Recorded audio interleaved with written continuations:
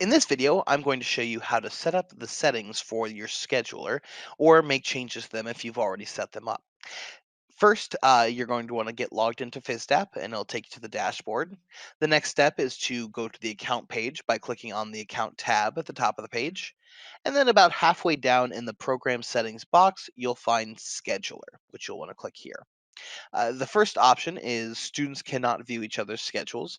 By default, we don't let students see each other's schedules. However, if you would like to turn that on so that students can see each other's shifts so that they can know better if they need to cover or swap with each other, you can switch this to can.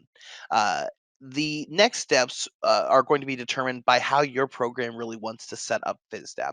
With the scheduler, we have a lot of options in terms of who has the authority and permission to essentially schedule themselves.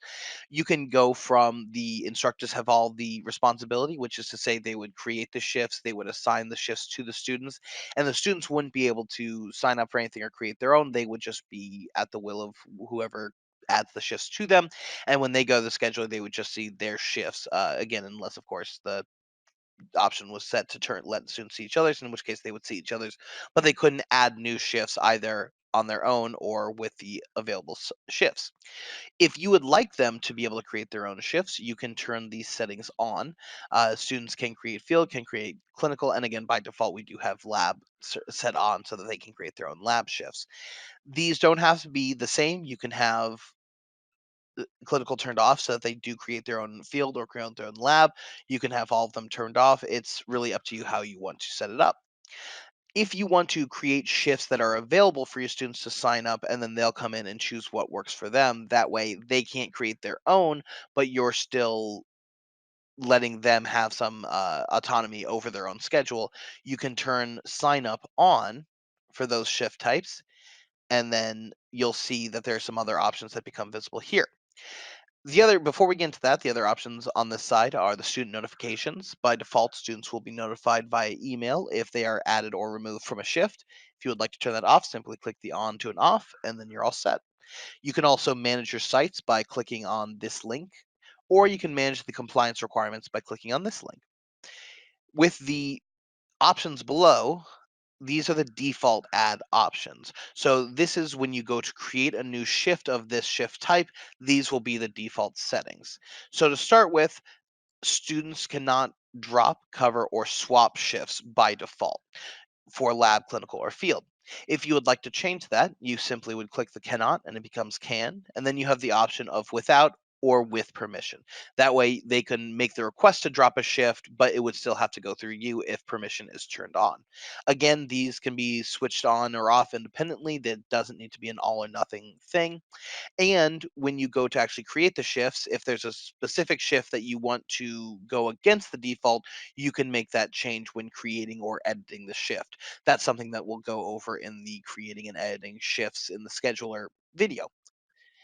The other option here, besides the drop cover swap, is the sign up window. The sign up window is very important because students will only ever see shifts that they're able to sign up for, and the window determines when they can do that sign up. So it'll open is the from time, and it'll close, that's the until time. So as long as there's a window between that where they can sign up, then they'll see those shifts during that window. By default, the from will be a specific date, and it is the date the shifts are created. And then the until defaults to a week before the shift starts. If you want to change the until or the from to be either a specific date, a monthly date of the previous month, or a rolling, you can make that change by clicking on the from or until button. Otherwise, you'll simply make the change to what you want. So if you wanted a different specific date, you could select that. Or we could change the rolling to be instead of 1 week to 1 day or perhaps 2 days. However, you'd like to get set up, these are going to be the defaults. And again, just like with the drop cover swap options, it's the default for creating new shifts. So it won't change the shifts you already have.